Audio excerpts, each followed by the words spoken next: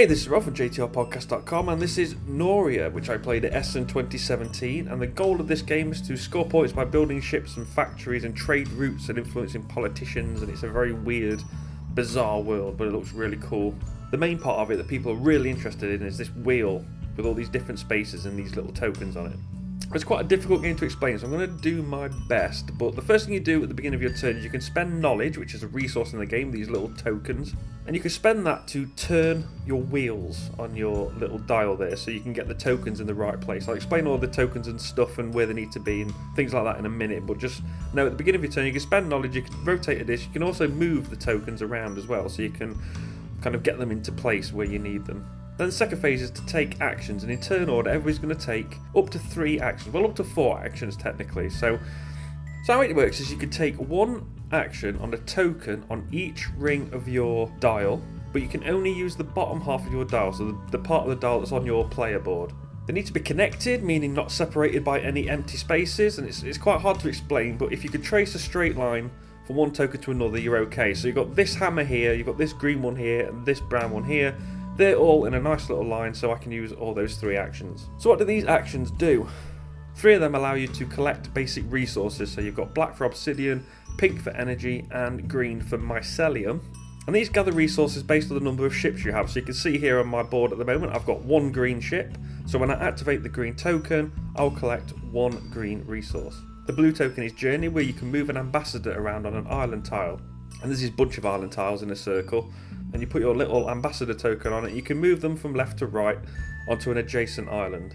And when you're on that island, you can do a few things. You can place a factory, which gains you resources. It also unlocks knowledge, so you can get knowledge as income, which you can use to manipulate things. You can manipulate your wheel at the beginning of your turn. You can manipulate politicians at the end of your turn, which is very useful. You can also gather ships. Placing a factory over a space also gives you some sort of advanced resources which you can convert later on, so it's actually quite important to get your mines out on the board. The brown action is a city action, lets you add a new disc into your wheel, and on the main board, as you can see here, there's some laid out and they have a cost. So the first 3, as you can see, I think this is like the standard setup, the suggested first play setup. So you've got the pink, green and black ones at the bottom, they're free, they're your resource gatherers, and the other 4 up there cost you 1, 2, 3 or 4 different resources. The better they are, the more they're going to cost you. The brown action also lets you move these representatives up this track, and I'll get into that in a bit. The grey action token lets you flip it to the other side's cream. As you can see, I've already upgraded my action token in this game. The grey tool action lets you upgrade a token, so you flip it to its cream side. So you can see my tool here has already been flipped to its cream side, so I can use it twice because that's what upgrading it does. If you've got 2 or 3 upgraded tokens available to you, you can still only use 1 twice, but you can still use the others once as normal. The grey token also lets you spend your basic resources in order to upgrade your advanced resources to its proper side, so they're available to use. And the bonus one here with the plus sign on it, I don't have any of those, they were too expensive. They let you use the other actions on your wheel, so it's a bit of a wild card depending what else you've got around it. So you're going to take up to 4 actions: gathering resources, moving your ambassador, building ships and stuff. Phase 3 is politics. This is where you influence the representative tracks by influencing politicians. You can spend knowledge to move a politician cube from a chamber of a track to a seat of that track. Now what does that mean? Well, you can see on these tracks here, each track has 4 cubes above it. So let's look at track 3. It's got 0, 3, 6, 9 and 12. When you move a cube down onto that, you're going to cover the 0, which means every step up you are on that track is going to be worth 3 points. So if you put another cube down on that track, it's going to be worth 6 points, then 9 points, then 12 points if it maxes out. So you're trying to move the cubes down on the tracks that you're going to do well on in order to score points. But then you also remove a politician cube from another chamber on the track, which obviously decreases the amount of cubes available, which means that track is worth less because its max total score it could possibly get is going to be reduced for each cube that's not available to it, which is evil. You then rotate each wheel 1 step clockwise, and then you gain knowledge based on the number of mines you put out, and a new round begins.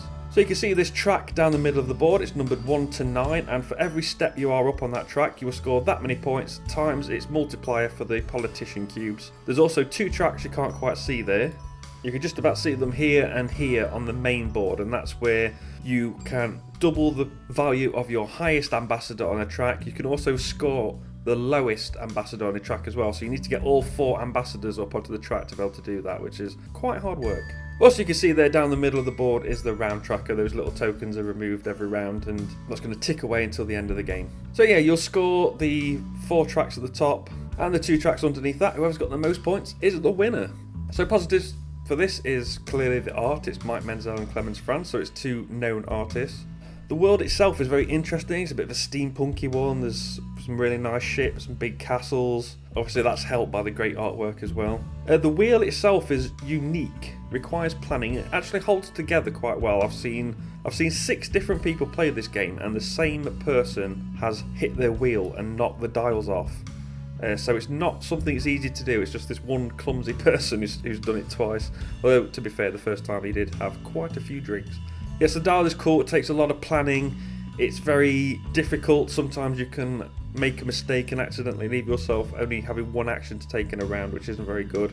Sometimes you've got too many there and you can't decide which ones to take because you've loaded one side of your dial by accident. So you need to make sure that you've got your tokens spread out so you can take 3 actions every turn. And manipulating the scoring tracks is good as well. It's good to move your tokens up because it makes you feel like you're progressing, and that's all cool.